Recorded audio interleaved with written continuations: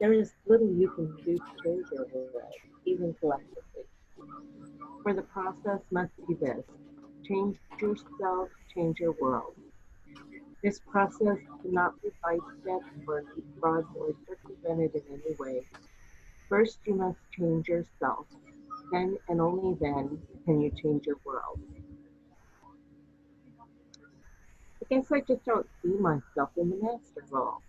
I know too much about myself. I could never put myself in the category of Jesus or Abraham or Muhammad. Was it not Jesus who said, "Why are you so amazed? These things and more shall you do also." Yes, but I don't think that was meant as a personal reference to me. Yet that is exactly how it was meant. And until you hear the message of Jesus in this way, you have not heard it at all. Jesus and all the great masters called upon each member of the human race to move into mastery. Each of those masters promised that such a thing is possible. Indeed, this is the promise of God. What would that take? I don't think I have what that takes. Based on my past performance in life, I don't think I have the makings of a master of anything, except maybe a master messer-upper. Past performance has nothing to do with it. Yesterday has nothing to do with who you are. It has only to do with who you thought you were. Here is a central tenet of the new spirituality.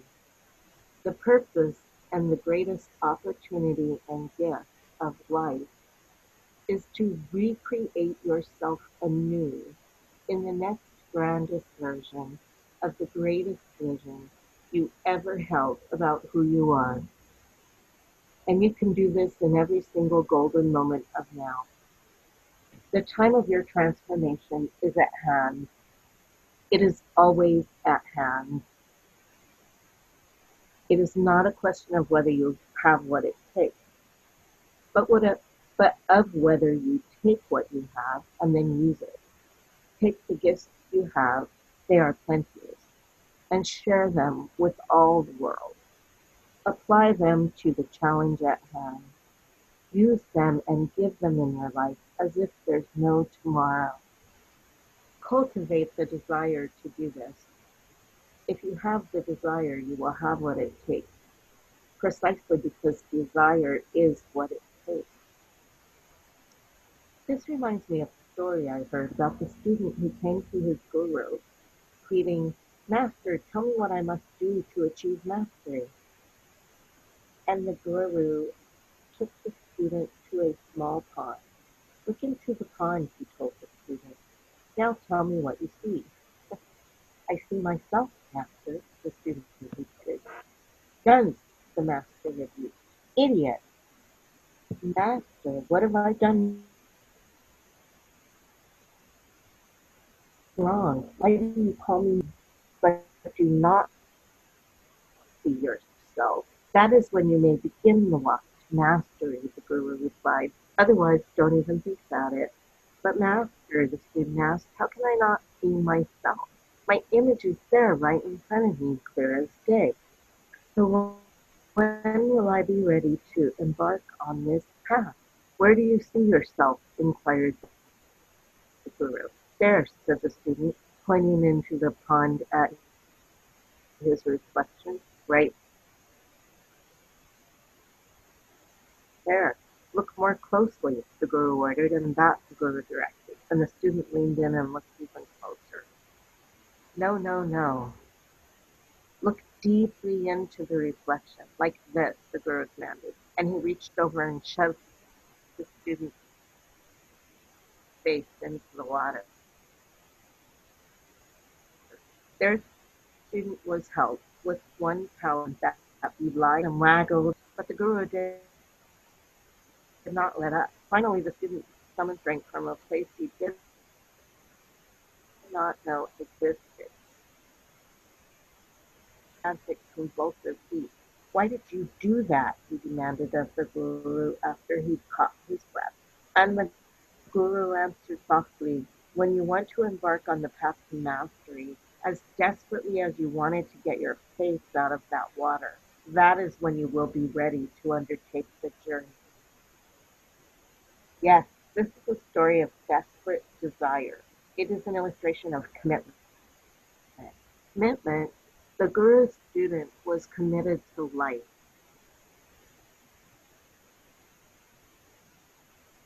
He was, and so he found a strength that he did not know he had, power that he did not know he possessed, and he stood upright. He had no intention of drowning. When you too have no intention of drowning, then you too will stand upright. You will get your head out of the water or the sand, as the case may be, and you will be ready to embark on the journey to mastery. Still, even if I am could take me years, lifetimes to get there, what good will that do to the world right now?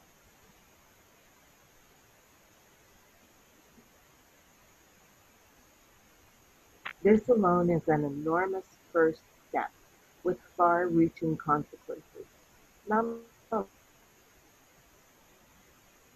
only for that individual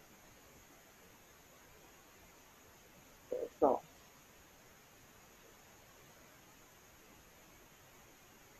but for all those whose lives that soul will touch frequency of the vibration of the life energy. That shift affects and impacts the vibration of all the energy around it. Is it possible to raise my individual vibration to the level where I can affect the whole, the all in all, the everything that is? You are affecting the all in all right now. You can never not affect the all in all.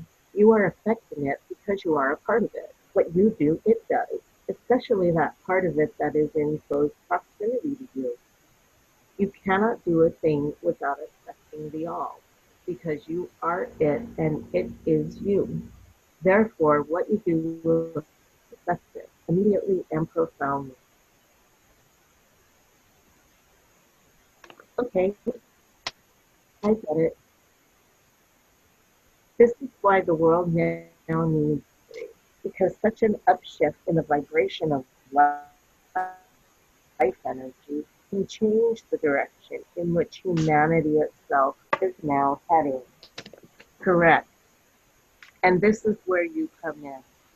You and all others who choose now to be on humanity's team. The moment has arrived for all of you to step into your own mastery, for I have placed you all on the earth to be good stewards. And the time for stewardship is at hand. And the first thing of which you must be stewards is the truth. You must be the ultimate stewards of the truth of your being. What does that mean? To be a steward of the truth of your being means to protect the truth and never let it be lost or forgotten. It means to speak that truth and never let it go unsaid. About you or anything or anyone. It means to live that truth and never let it die for lack of your having given it life in, as, and through you. Then you must be stewards of each other. You must choose to care for each other and guard each other and protect each other and help each other and guide each other and recognize each other. I have said to you before that to recognize means to recognize, that is, to know again. And so you must know each other again. For once you know each other again as who you really are, all self-injury will end and all self-healing will begin. At what level of consciousness is this recognizing occur? This is an act of the subconscious, the superconscious, and the supraconscious working together. It is beyond the conscious will. It is about reaching a new level of consciousness. It is something that occurs automatically when you are being who you really are. You will serve life. You will put life first. Then you will be stewards of your home, of your place in the universe. You will care for your home and protect your home and help your home help itself. If living together in peace and joy and health and happiness and harmony is what you say you want, then these are things you must do to have that. I thought you have thought there's nothing you have to. You told me that in our very first conversation. You do not have to do these things. In that sense, there is nothing you must do. You only must do them if these are things you wish to experience. That is because there is no other way to experience them. There is no other way to create them. There is no other way to get from where you are to where you want to be. All of this reduces itself to one word: love. That is the new level of consciousness to which you are called. You are called to experience a level of consciousness in which you are that. You are love. Remember that the words love and God are interchangeable. So too the words life and God. So saying that you are love is saying that you are life, and that is saying that you are God. This is a daring thing to utter, yet you are being called now to experience and to express God consciousness. Are you up to this call? Can you hear it? And how shall you respond? I say again, the invitation to stewardship is the invitation to love. For to be a steward is to care for something, and to love is to care for something too. Therefore, love the truth, love each other, love your home, the earth, and love me. For if you love me, you will love all the rest. For I am that, and there is nothing that I am not. And do not worry about whether people believe that you are having an actual conversation with God or a conversation with yourself. You and I know that they are one and the same. There is no God separate from you. End of chapter.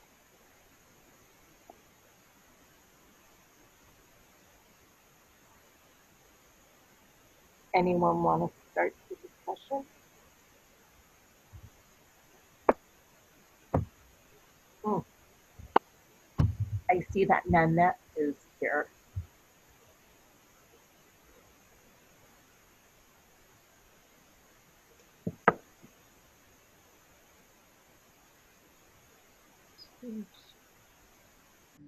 Yes, I am sorry about that. I had real troubles getting on the phone.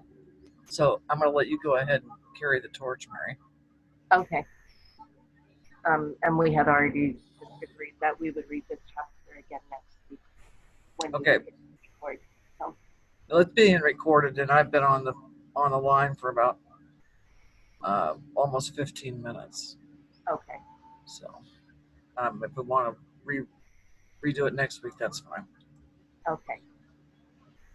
So I would just like to say um, that I had sort of a while ago come to this comprehension about God and love being synonymous through some energy healing work that I do. Um, and then adding life also as being synonymous, which totally makes sense because if God is everything, you know, then of course God is all of life too. It's just really such a revolutionary concept, and I know it was in a previous chapter, but having it reiterated like that and just keep doing the work of living that as best we can. It's pretty, I don't know, it's just a really awesome focus to have and to remember that even the people who we vastly don't agree with, who are doing things that are incomprehensible, are still made out of the same stuff. And however misguided we feel like they're being, they still think that they are, their motivation is love in some way that we don't comprehend. I don't know. It helps me with being able to send love out into the world. That's all I have to say. Thank you. Anybody else? That's lovely. Very, very impressive, Mary. Thank you. Hi, Nanette. Hello. How is everybody? Good, I hope. I'm glad you're here. Yeah. Thank you. Have you got yourself a book, Anne?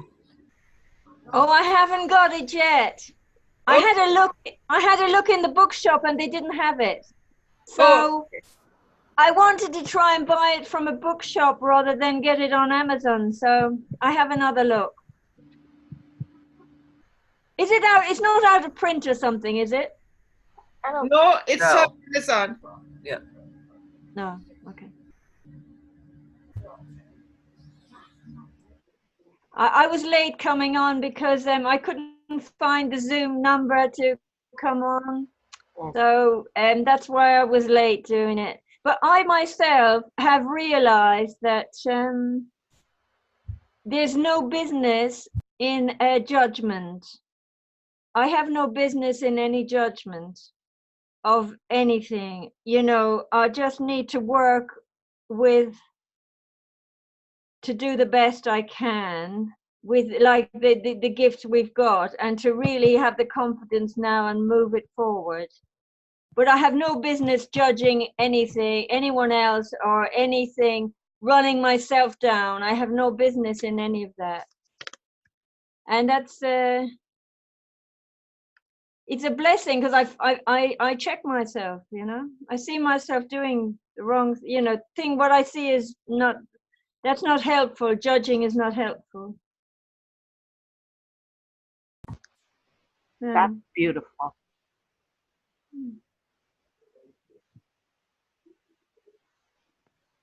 I agree, Anne. I mean, I do the same thing.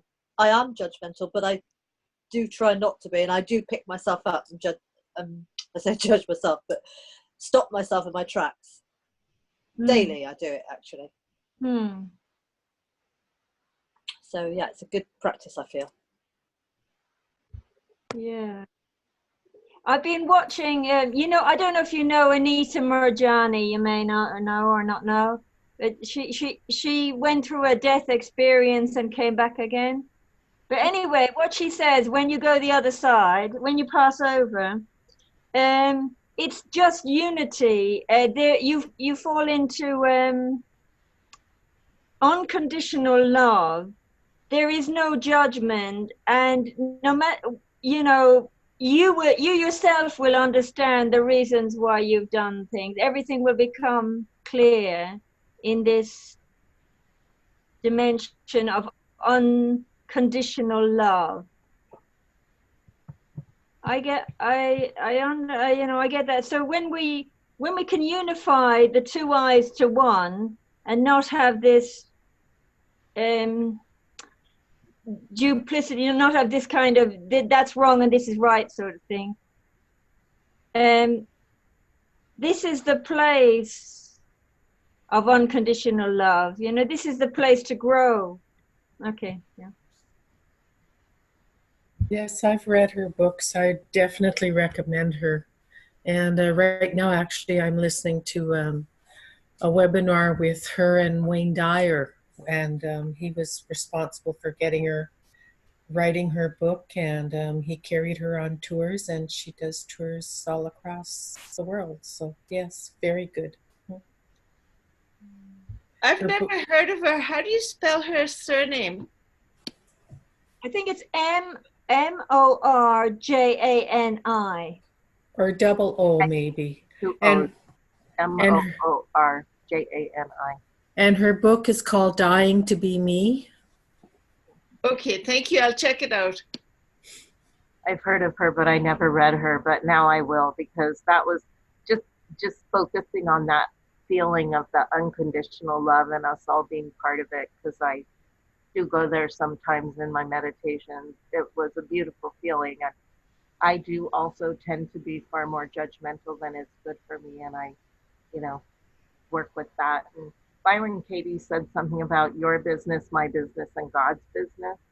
And that's what I turn to in those moments. You know, very little is actually my business. Most of it's your business or God's business.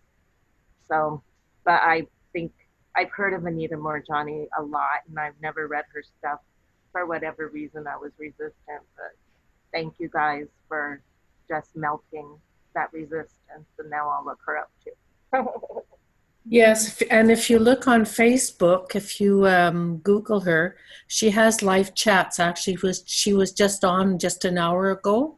She Wow. does talks on Facebook, so you can tune into one of her talks and see if it resonates with you. Thank you.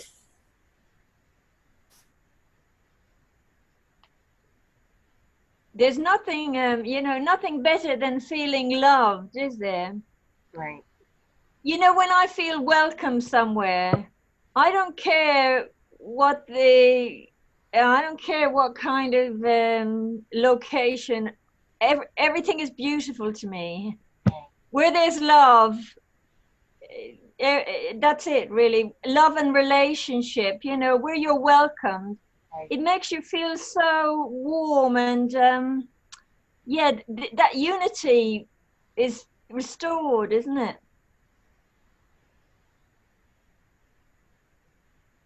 Absolutely. I have a very unusual incident to report about that. And my son was in Tennessee a couple of weeks ago, meeting his in-laws, and they were so welcoming and so loving. And they shared their lives with him, and he was just stunned at their kindness, because they were all Republicans and huge Trump supporters. But the love and the kindness, and my son's a musician, and these people were hunters, trophy hunters. Oh, wow. And he said that he was asking one of his cousins, one of his in-laws, you know, so how do you boil the antelope's head so that you can get the white skull to mount up? And he said, Mom, the man looked at me, and that was the moment when we bonded. And they showed him things and got him to sit in the formal living room that no one in the family had ever sat in, because they loved him so much. And this is in rural Tennessee, with people who were completely opposite from, like, my son's a classical musician. He's a violist. So all I'm saying is that the love that they put out lifted his heart, and the vibration, they were on the same vibration. Forget urban, rural, you know, Democrat, Republican, skin color, the whole thing, it was irrelevant. That's lovely. You know, I also listened to something. I'm Irish. I'm from Ireland, right? So they've had so much trouble in Northern Ireland, you know, with lack of communication. There's been, you know, killings and everything, you know, terrible problem. But some of the women particularly, have wanted to have dialogue, what they call dialogue, because if you come from where you're coming and you don't reach in to hear the other person, you're talking at them, you are not engaging in dialogue. And when you engage in dialogue, you feel uncomfortable, and that uncomfortableness is the place in which you will grow, and in which this this dialogue can happen. And these people so like oppose, they're brought up to think the other one is wrong completely, and they just got to get them out of the way, and there's nothing in common. They've no interest in knowing anything about them unless they agree with this side. They sort of learn how to dialogue. So what this said, this is really, it was a very interesting something on the radio I was listening to. This woman was saying, well, politicians particularly, they don't know how to dialogue. They don't know how to have a dialogue, which is, I'm okay and you're okay, and we can talk to each other. It doesn't matter where you're, I'm going to listen, and I'm going to feel uncomfortable. I'm going to allow myself, and I'm going to rest into being uncomfortable so I can grow. And out of these uncomfortable situations comes a kind of a creative solution. Isn't that lovely? I feel blessed to have listened to that.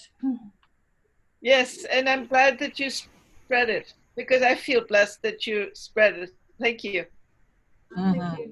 That was wonderful. And I'm sorry I'm in the dark here, as I am. You're in the darkness. Yes, I'm in the darkness. My roommate is ill. I'm in a... Okay. So I'm trying to... I don't want to turn the lights on. That's nice. But I think one of the things about the not being judgmental from what you were talking about, Shavonna, with your son and what you were just talking about is it's a very interesting thing that happens, because my roommate's daughter and I are really good friends. And my roommate is in her 80s. Mm-hmm. And I don't know if you know this, Anne, but I'm in a convalescent hospital letting my hip repair from a broken hip. And anyway, this woman she's a wonderful person. I love her. She's like one of my new best friends.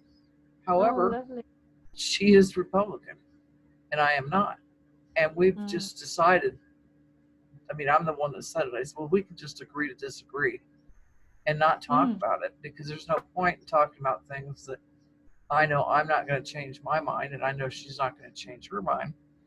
And I look at her other attributes and just, be what you want to be, do what you want to do. Just be kind to one another. And I think too, I was thinking about this earlier today, and I saw this incredible picture on the internet. When a country such as Australia is going through crisis, all those things drop. They come together as one. And there was this photograph that would melt anybody's heart, and it's this little baby cub bear, and he's hugging the leg of the fireman that rescued him. Oh, for God's sake. It is just gorgeous picture. And this little guy was not letting go. He was rescued, and he ran after the fireman, and they've got a bunch of pictures on it. And so you've got this situation where everybody can, that touches everyone, no matter whether you're Republican or Democrat or a Catholic or a Jew or Sufi, whatever. These are things we all come in, that's something we have in common.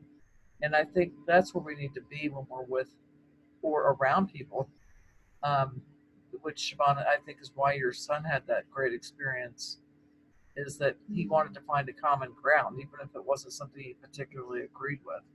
So anyway, that's my 2 cents worth. Over.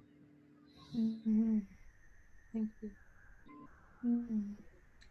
I remember something else I read with Mother Teresa, when she was doing her work in India. At some point when she was doing her work, taking people almost dead out of dustbins and giving them a nice home, even for a day or 2 or whatever it happened. She said there were boys in Calcutta who were creating havoc. They distressed everybody at the time. And then it came one day to a big flood.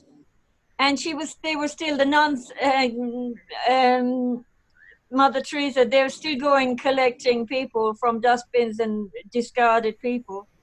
And these boys turned around, these terrible terrorist boys, they joined them, and they started carrying the people that were nearly dead, from rescuing them and bringing them back to the home where they could be cared for. Isn't that lovely? Imagine that. I mean, that is just that. So that's the same thing, isn't it? One day it all turned around. That's wonderful. It is the same thing, and it's what he's talking about in this chapter, where God and love and life are the same thing. And in those moments, people, you know, like when we're pushed to that point, everything drops away, and we sort of instinctively, just like he's talking about, that on a subconscious level, we serve life. You know, we all sort of come together to try to preserve life in the face of those tragedies. Fascinating. We just need to bring that energy into more of everyday life. Well, I just want to say that I'm exceedingly happy that our meditation last week, I was going to say last year, because it feels like a lot has happened in the 7 days. Yeah. But this business about the United States and Iran threatening each other, it's certainly, I mean, the drama hasn't lessened. I mean, I think the plot has thickened, but at least the warheads aren't in danger of going off, you know. So I'm grateful for that, Mary, when you mentioned that. And you know, your story, Anne, about these horrible delinquents suddenly becoming compassionate and using their energy to save people who were not in any way, shape, or form related to them. Like, instead of continuing to terrorize the town, they found a healthy outlet, a kindly outlet. So it's just two sides of the same coin.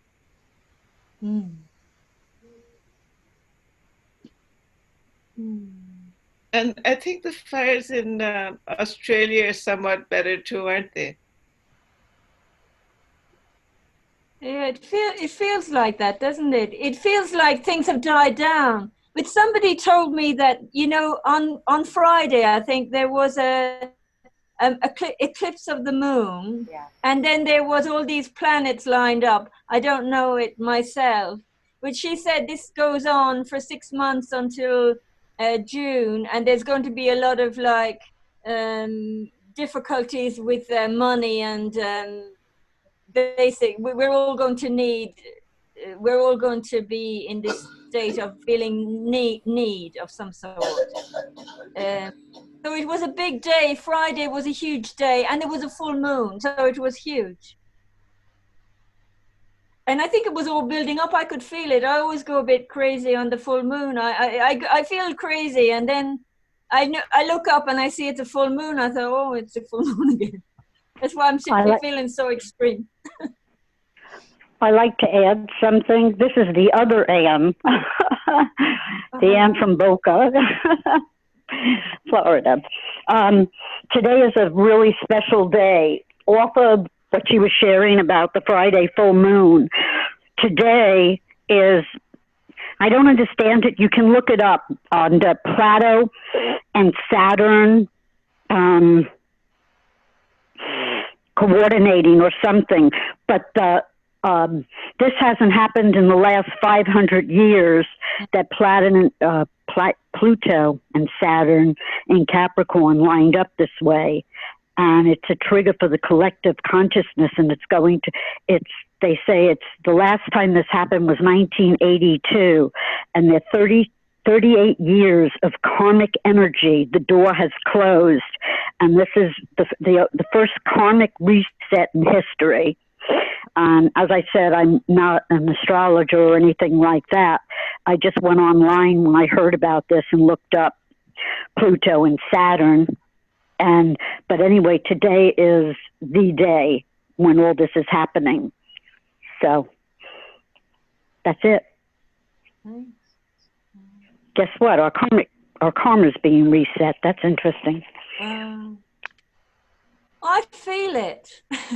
I feel today, and it's just happened actually. I feel like something's changed. I suddenly feel well and positive, and everything's going to be okay. But it feels like it's going to stay like that. That's what it feels like. Different to before, ever. I never felt that before.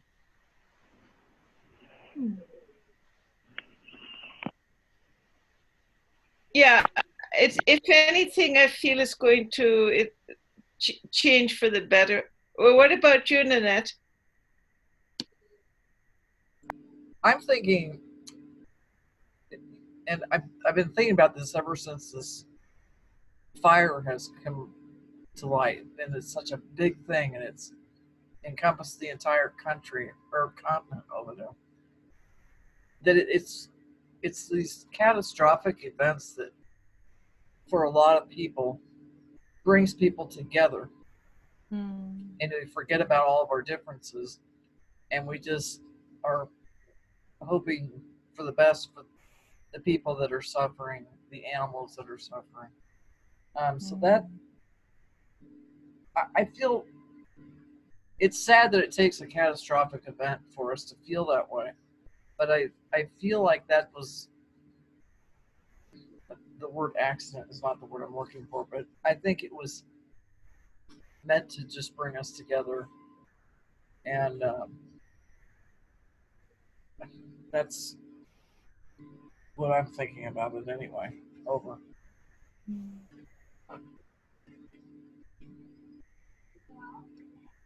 It occurred to me, you know, that Jesus was crucified, and I thought when he lived, you know, he was doing good and he was young and he was doing fine. And then it took an event like such an extreme, terrible thing to open our hearts to sort of, because,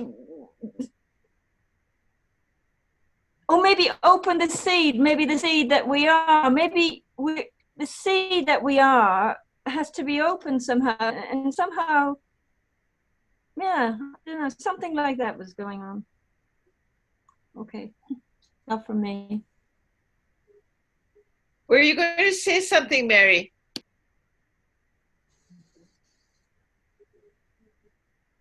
I don't need to say anything, except I did sort of write a poem about the seed cracking open, like our hearts after a tragedy. But I might have been saying something earlier, but I'm good. I think probably it's time for our meditation. Lord God, we praise you and thank you that this is the time for us to rally our hearts and souls and our will to praise you and thank you for cracking open our hearts, which have been like seeds. And now let love, freedom, light, joy, and life grow tall and splendid. Amen. Amen. Thank you.